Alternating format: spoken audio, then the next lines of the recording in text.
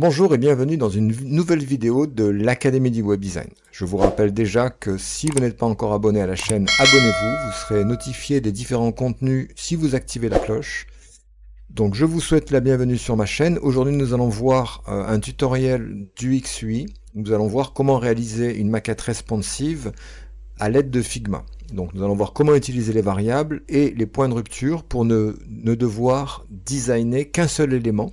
Et cet élément aura la capacité de s'adapter sur la plateforme de visualisation que l'on choisira, c'est-à-dire sur ordinateur, sur tablette ou sur mobile.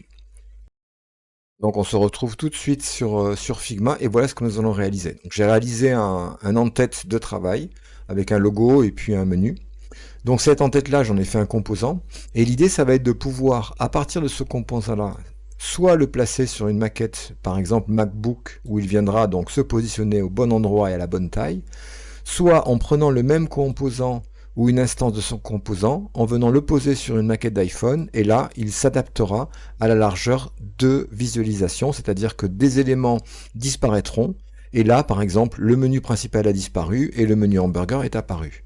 Si je le reprends et je le mets à côté, on voit que le menu hamburger est masqué et que le menu principal apparaît. Donc c'est ce que nous allons faire maintenant dans ce tutoriel. Donc je démarre d'un document absolument vide et comme toujours, je veux que vous compreniez la méthode et je vais plutôt me focaliser sur la théorie et la méthode de fonctionnement de ce tutoriel plutôt que sur les éléments graphiques eux-mêmes. Alors pour pouvoir avoir un élément ou un en-tête par exemple ou un call to action ou autre chose qui s'adapte aux médias sur lesquels il va être visualisé, on va utiliser les variables. Donc les variables dans Figma sont accessibles par le menu local variable sur la droite de l'interface lorsqu'aucun élément n'est sélectionné à l'écran. Donc vous cliquez sur les petits sliders ici, et là donc on va créer tout de suite une nouvelle variable, donc create variable, qui va être une variable nombre, et cette variable-là, on va l'appeler largeur. Donc globalement, cette variable va contenir une valeur qui va être la largeur de notre frame. Soit donc 1440 pixels ou 1280 pixels, par exemple si c'est une version desktop. Alors sur la largeur, on a déjà un mode ici qui s'appelle value. Alors on va le renommer et on va l'appeler desktop. Ensuite on va créer grâce à la flèche plus à côté un autre mode que l'on va appeler mobile. Alors on pourrait créer également un mode tablette, mais moi je vais faire l'impasse sur le mode tablette, puisqu'aujourd'hui bon, les tablettes il n'y en a pratiquement plus. Donc je me focalise sur desktop et sur mobile. Alors je crée mon frame ici grâce à l'outil frame MacBook Air pour la version desktop. Et à côté je crée un autre frame de type phone, iPhone 13 et 14 par exemple, que je vais mettre à côté. Alors MacBook Air c'est 1280 pixels de large, donc je vais mettre à la largeur desktop 1280 pixels.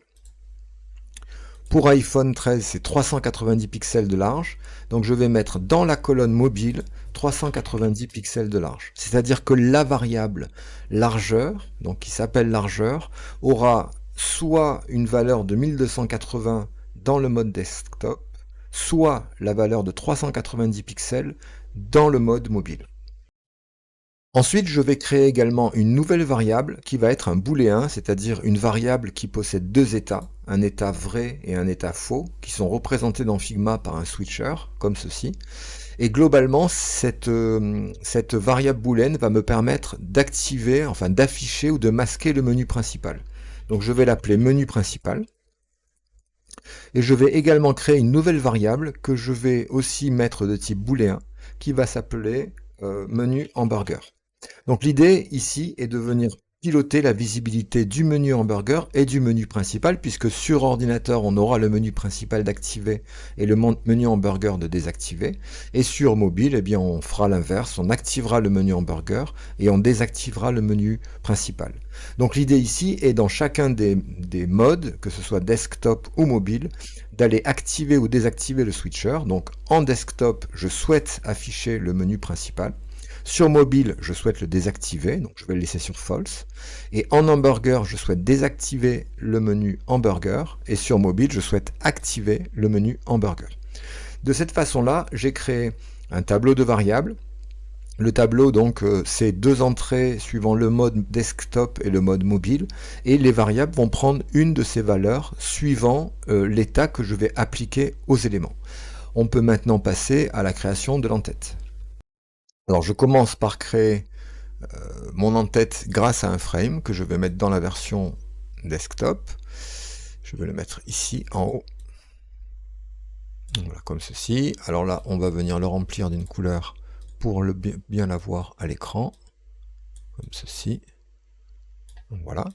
Alors, l'idée ici n'est pas de donner une largeur ici fixe, hein, puisque l'idée c'est de paramétrer cette largeur par rapport à la variable qui est au-dessous, hein, c'est-à-dire que la largeur doit être dans desktop de 1280 et dans mobile de 390.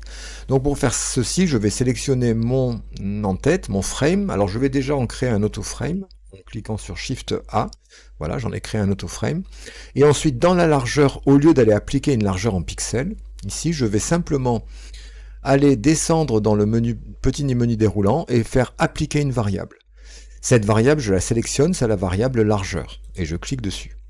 Donc globalement, ça signifie que la largeur de cet auto-layout, hein, de cette entête, va être fonction de l'état de la variable, c'est-à-dire fonction de l'état desktop ou de l'état mobile.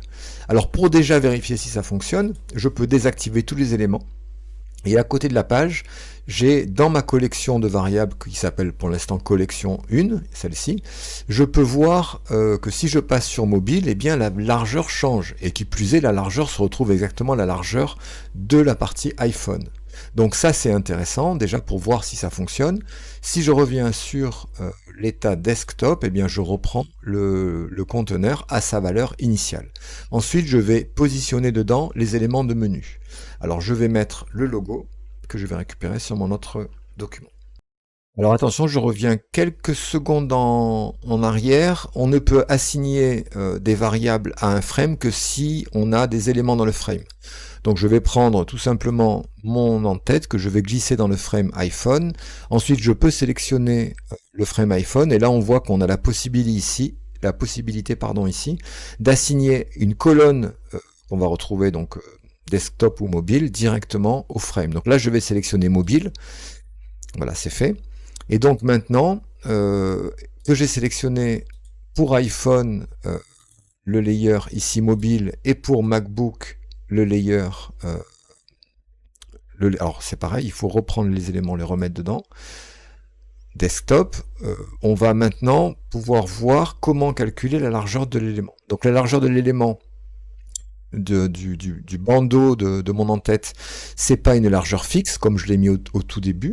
Donc ce que je vais faire, c'est que je vais rendre la largeur de cet élément-là, en fait, relative à la valeur de la variable. Hein, je veux qu'elle soit soit 1280 pixels, soit 390. Donc je vais appliquer la variable largeur à la largeur de mon frame. Alors je pourrais faire pareil pour la hauteur si j'avais aussi des hauteurs qui changent. Hein.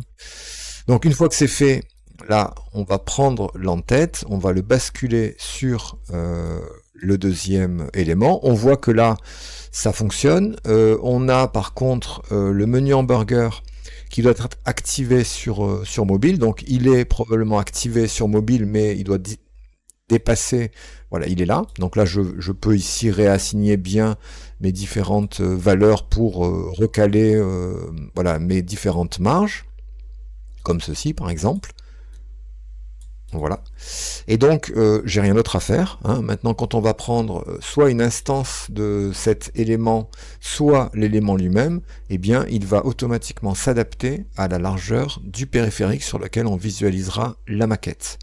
On pourrait faire également d'autres manipulations et créer une tablette, par exemple, et qu'on ait également une nouvelle colonne dans le tableau des variables qui s'appellerait tablette, de façon à gérer ces points de responsive.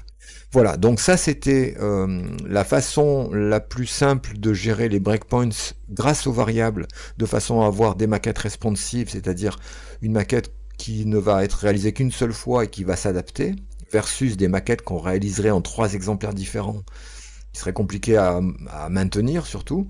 Donc si vous avez des questions, n'hésitez pas dans les commentaires à les poser. Je vous remercie d'avoir suivi cette vidéo et je vous dis à bientôt pour une nouvelle vidéo de l'Académie du Web Design.